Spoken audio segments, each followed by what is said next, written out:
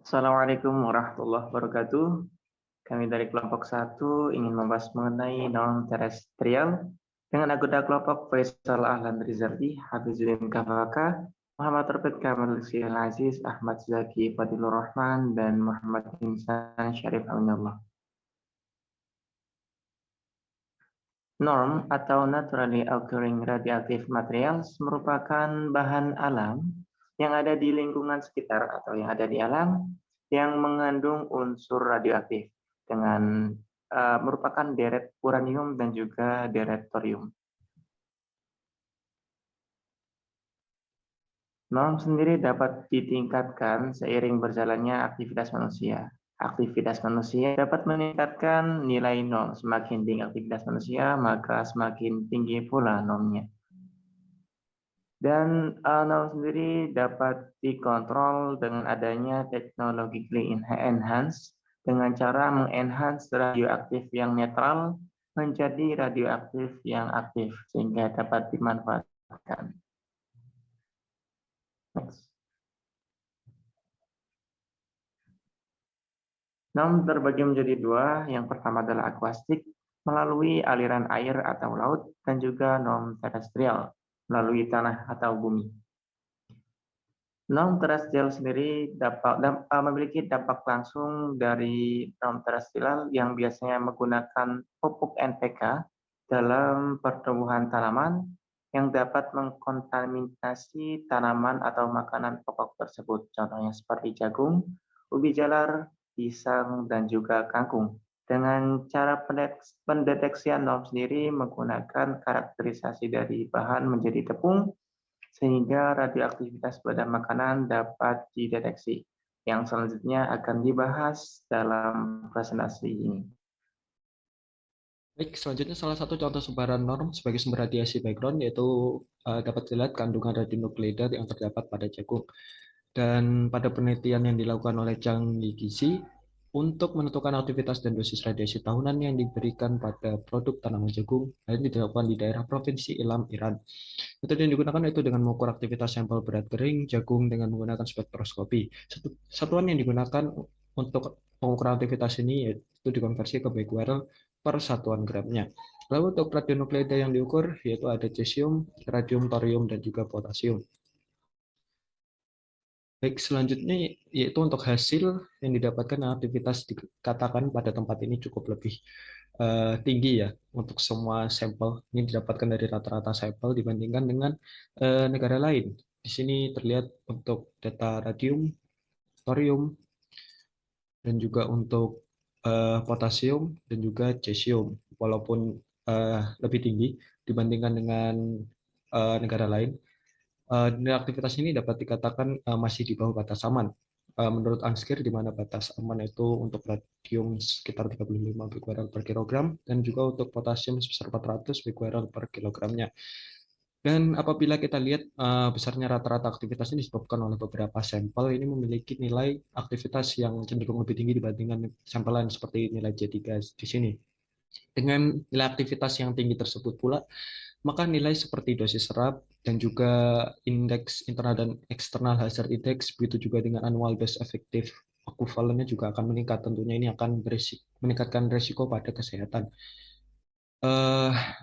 Lalu adapun tingginya radioaktivitas ini mungkin disebabkan oleh menurut penulis yaitu porositas kondisi tanah penanaman yang cukup tinggi sehingga radionukleida itu dapat terjebak dengan mudah. Dan juga aktivitas lingkungan seperti penanaman dan juga efek ledakan nuklir Chernobyl yang terbawa pada ke tempat tersebut, terbawa melalui angin gitu. Pada penelitian telah dilakukan oleh APGD dan Akpolife pada tahun 2020, dilakukan penelitian tentang kontaminasi norm pada sweet potatoes atau ubi jalar yang ditanam di Nigeria. Nah, ubi jalar ini diperoleh dari 7 toko besar yang tersebar di kota Enugu yang mensuplai ubi jalar asli Nigeria. Hasil pengukuran aktivitas konsentrasi dari norm pada ubi jalar dari 7 toko tersebut menunjukkan bahwa ubi jalar tersebut terkontaminasi oleh potasium 40, thorium 232, dan uranium 238. Nah, kontaminasi ubi jalar oleh potasium 40 ini disebabkan karena gencarnya penggunaan pupuk fosfat kaya kalium oleh petani di Nigeria untuk meningkatkan kesuburan tanah. Sehingga tanaman ubi jalar akan menyerap nutrisi dari pupuk tersebut kemudian disimpan pada bagian umbi dari ubi jalar. Selain disebabkan oleh pupuk, potasium 40 juga dapat ditemukan secara alami di dalam tanah, namun kelimpahan alaminya hanya mencapai 0,012%. Sedangkan untuk kontaminasi thorium 232 dan uranium 238 disebabkan karena radionuklida tersebut memang secara alami berada di dalam tanah, sehingga radionuklida tersebut dapat ikut terserap oleh akar ketika ubi jalar sedang menyerap nutrisi dari tanah. Nah, pada tanda tersebut dapat diketahui bahwa aktivitas konsentrasi uranium 238 dan thorium 232 pada ubi jalar yang sama-sama ditanam di Nigeria, hasilnya ini berbeda-beda di setiap toko. Hal ini disebabkan karena distribusi uranium 238 dan thorium 232 yang tidak merata di dalam tanah di negara Nigeria, sehingga diperoleh hasil pengukuran aktivitas konsentrasi uranium 238 dan thorium 232 pada ubi jalar yang berbeda-beda pada ubi jalar yang sama-sama ditanam di Nigeria. Meskipun ubi jalar tersebut terkontaminasi oleh nol, namun hasil pengukuran dosis efektif tahunan yang diterima oleh masyarakat tidak melebihi batas yang ditetapkan oleh United Nations Scientific Committee on the Effect of Atomic Radiation, yaitu tidak melebihi 0,29 milisievert per tahun. Zat radioaktif yang terkandung pada tanaman pisang. Nah, pisang ini merupakan komoditas buah yang dapat tumbuh dengan cepat dan memiliki masa panen yang relatif singkat. Salah satu produsen pisang terbesar terdapat di Brasil, khususnya di kota Vale do Ribeira, Sao Paulo, Brasil.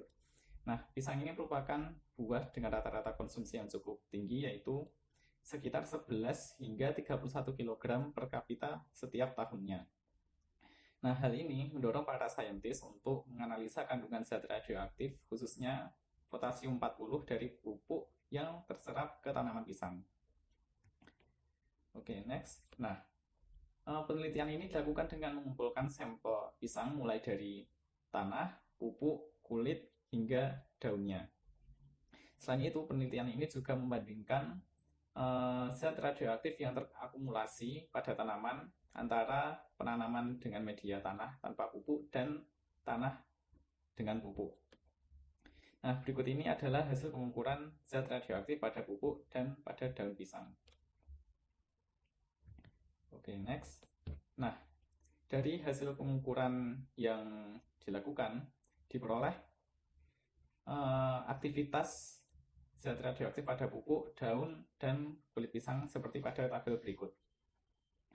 Nah, dari hasil yang diperoleh ini disimpulkan bahwa potasium yang terkandung pada pupuk terakumulasi pada kulit pisang.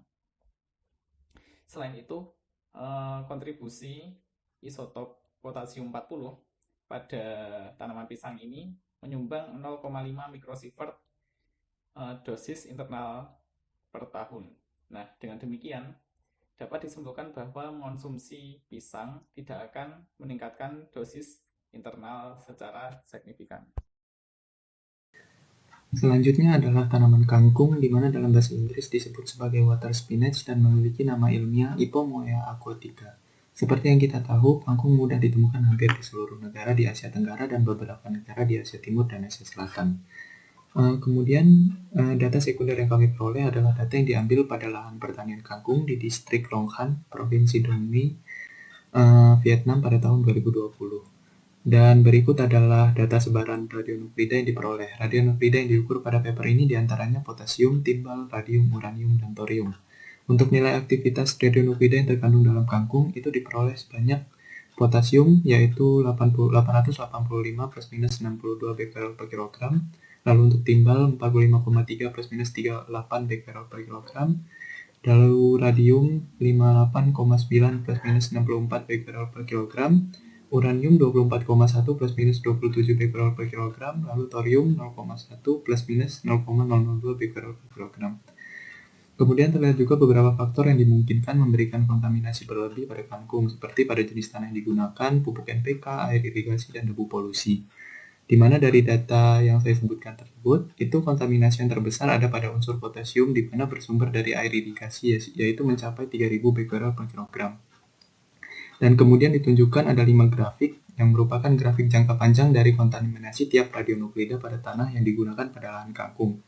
Yaitu yang kita lihat adalah sebaran warna biru. Lalu terlihat bahwa hanya pada potasium yang dalam 25 tahun terakhir mengalami peningkatan kontaminasi, sedangkan pada radionukleida yang lain mengalami penurunan. Terlihat pula memang hanya pada potasium yang memiliki 3 digit nilai aktivitasnya. Dalam hal ini memang dari unsur radioaktif itu akan meluruh seiring waktu.